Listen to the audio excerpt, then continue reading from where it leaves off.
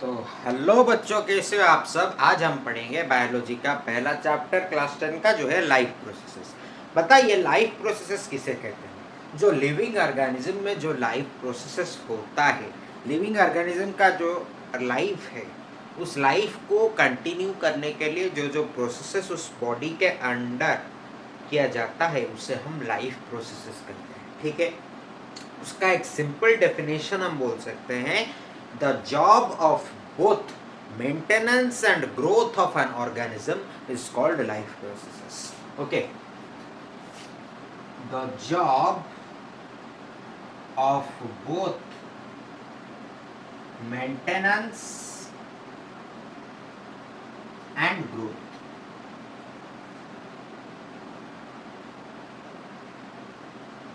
of organisms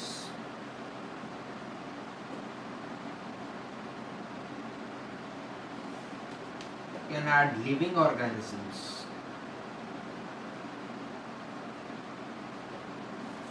okay, these two are keywords, maintenance, growth and life processes of living organisms. living organisms कितने type के होते हैं? Living organisms दो type के, एक है यूनिसेलुलर, एक है मल्टीसेलुलर। तो यूनिसेलुलर ऑर्गेनिजम्स का एग्जांपल एक तो दीजिए, वो है अमोइबा।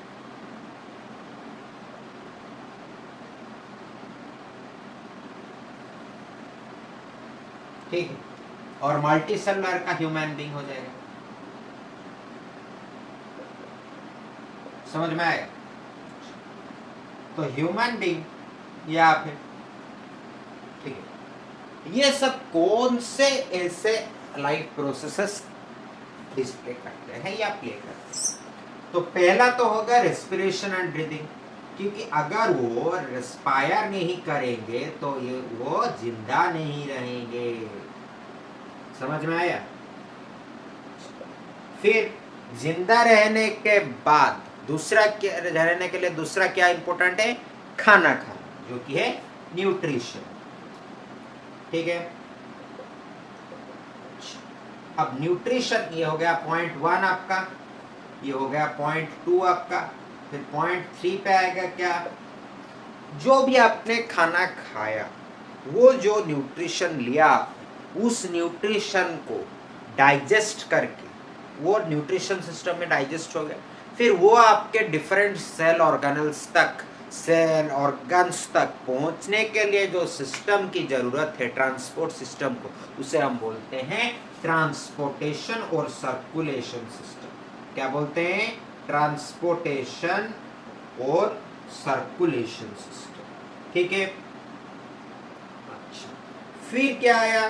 जो हमने खाना खाया, जितना ऑब्जर्व होना था वो ऑब्जर्व हो गया, बाकी जो मटेरियल रुक गया वो डाइजेस्ट नहीं हुआ या वो अब्सॉर्ब नहीं हुआ, तो वो जो अनडाइजेस्टेड वेस्ट मटेरियल है वो, और टॉक्सिक्स है या कुछ भी है जो हमारा बॉडी को नहीं चाहिए, तो वो कैसे निकलेगा?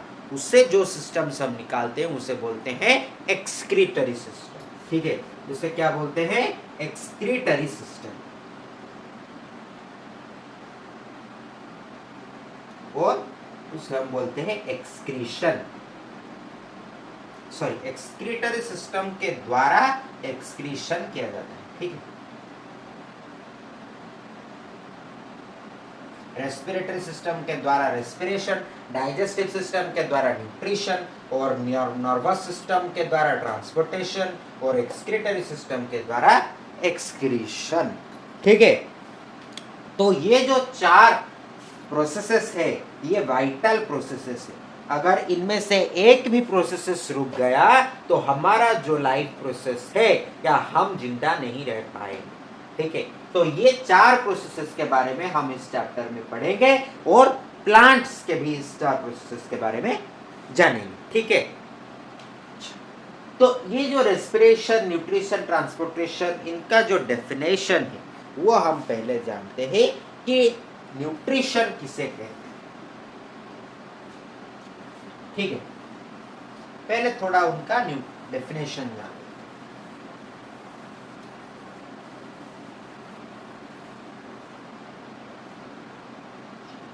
न्यूट्रिशन हम किसे कहते हैं? The process of intake of food. Simple definition, process of intake of food. लेकिन आपका एनसीईआरटी में जो है डेफिनेशन वो बोलता है the process of transferring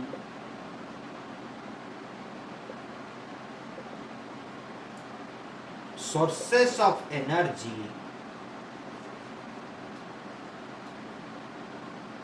from outside the body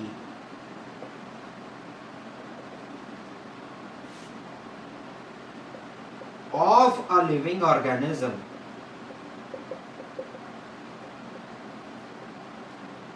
to digest and sorry 1 minute.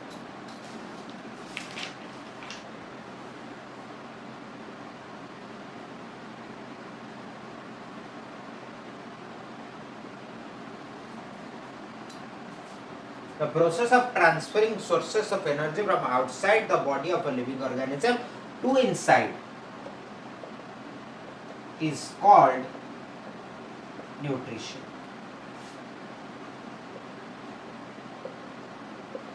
ठीक है, आप ये डेफिनेशन बोल सकते हैं जस्ट अगर आपका भाइवा में पूछा जाए. ठीक है, the process of intake of. अगर आपका थ्योरेटिकली क्वेश्चन आता है 1 मार्क का क्वेश्चन, तो आप ये डेफिनेशन एनसीईआरटी का दिया हुआ डेफिनेशन लिखोगे.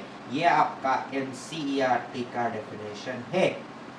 अगर आपको मार्क करना है बुक में तो मार्क कर लीजिए. बुक में page number 94 second para 3rd line. अच्छा, तो अभी हम पढ़ेंगे रेस्पिरेशन एंड ब्रीदिंग प्रोसेस का definition. Respiration and breathing process में पहला होता है ब्रीदिंग. ब्रीदिंग के बाद रेस्पिरेशन. ठीक है, ब्रीदिंग मतलब पहले हम जानेंगे ब्रीदिंग का definition. Breathing the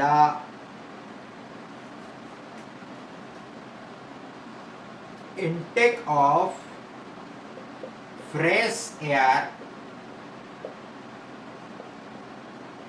oxygen and giving out foul air, carbon dioxide. मैंने यहाँ पे intake of fresh air and foul air, giving out of foul air क्यों लिखा? क्योंकि आप जब एयर लेते हो उससे ऑक्सीजन को छीन के नहीं लेते हो. ठीक है, आप फिल्टर करके सिर्फ ऑक्सीजन को मैं लूंगा ऐसे आप नहीं करते. आप एयर को इनहेल करते हो. आपका बॉडी जो है वो ऑक्सीजन को ऑब्जर्व करता है, फिर कार्बन डाइऑक्साइड और अदर टॉक्सिक एयर्स के साथ वो आपको छोड़ देता है. आपका बॉडी जो है उसे एक्सेल आउट करता है. इसलिए मैंने लिखा fresh air and giving out of foul air. Okay, अच्छा, अब क्या है आप जानना है. इसे और भी आप लिख सकते हैं इनहेल ऑफ और inhalation of fresh air, oxygen and exhalation of foul air, carbon dioxide. Okay, these 2 words are most important. Intake, giving out, inhalation, exhalation of fresh air, foul air. Okay, now is respiration. Respiration process says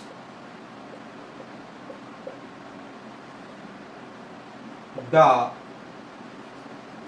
use of oxygen molecules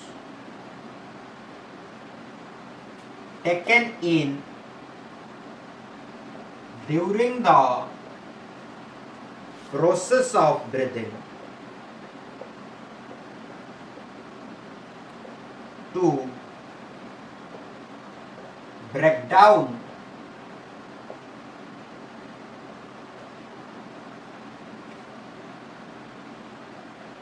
the digested food, break down the food or glucose for cellular needs is what we called as respiration. The use of oxygen molecules taken in during the process of breathing to break down the food glucose for cellular needs is called respiration. समझ में आया? Oxidation और reduction एक process है, आप पढ़ेंगे बाद में केमिस्ट्री में, आपने नहीं पढ़ा होगा। ऑक्सीडेशन और रिडक्शन प्रोसेस से जो फूड हमने खाया था उसका जो ब्रेकडाउन होता है उसमें ऑक्सीजन मॉलिक्यूल्स यूज होता है जो कि हम ब्रीदिंग से लेते हैं। उस ब्रेकडाउन के बाद ही वो जो फूड है वो अपना बॉडी अब्जॉर्ब करता है। So the process of breakdown of food by the use of oxygen molecule taken during the process of breathing for cellular needs.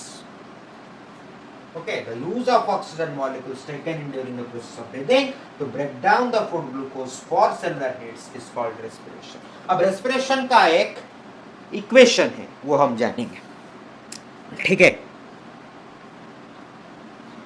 तो इससे मिटा देते हैं। रेस्पिरेशन का क्या इक्वेशन है? हमने बोला ब्रेकडाउन ऑफ ग्लूकोज, तो पहले आएगा glucose C6H12 plus O6, C6H12O6, ये है आपका ग्लूकोज का फॉर्मूला, ठीक है? याद रखिए C6H12O6 के साथ जब आपका ऑक्सीजन मॉलिक्यूल ऐड होगा, हमने बोला the use of oxygen molecule taken in during the process of breathing, तो ऑक्सीजन मॉलिक्यूल का यूज हो गया, ठीक है? ये क्या देगा आपको, क्या देगा? आप क्या एक्सेल करते हो? Carbon dioxide plus H2O plus ATP। ATP है जो आपका एनर्जी मॉलिक्यूल, ठीक है?